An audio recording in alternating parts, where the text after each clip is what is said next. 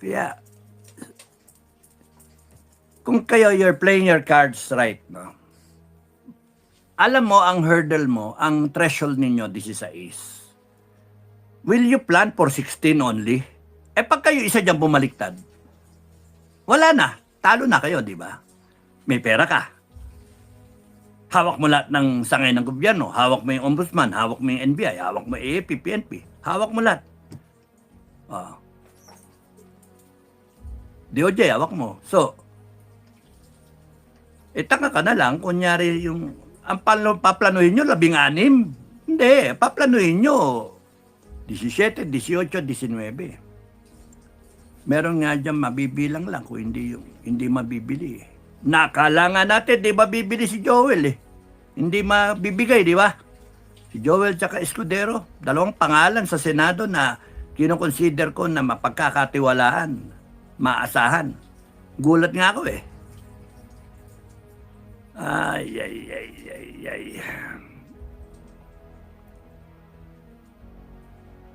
When it is about survival, political survival, or the survival of your family or your name, somehow loyalty to the Duterte will be forgotten. Dalawa yung motivation eh. Kasi yung isa, negative, sisirain ka, pangalan mo, yung pamilya mo, etc. etc. And then, yung isang kabilang motivation, may pera ka pa. Demonyo eh. Demonyo yung style eh. Di ba? So, alalahanin nyo kung tama yung sinasabi ko na umpisang-umpisa to, this started in 2022.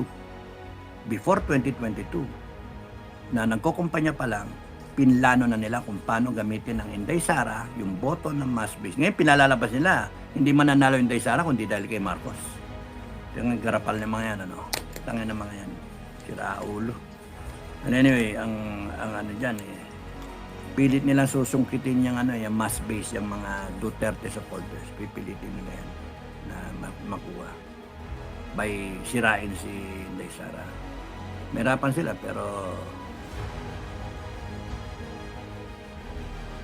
hindi ba, wala ba natitipak sa yung yelo? Yung yelo na cold na cold ba yung yelo? Frozen?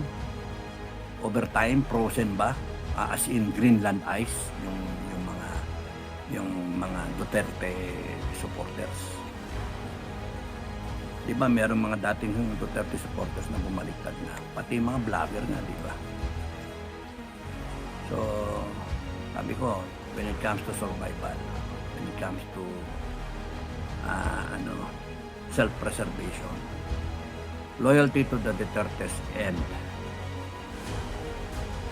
Yung such is the type ng character ng mga tao. So, it's so dangerous na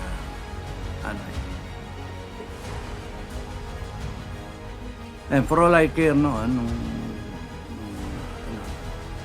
sasabi kami kung sino yung pagkakatiwalaan. Lang naman sabihin lang na kami na pagkatiwalaan.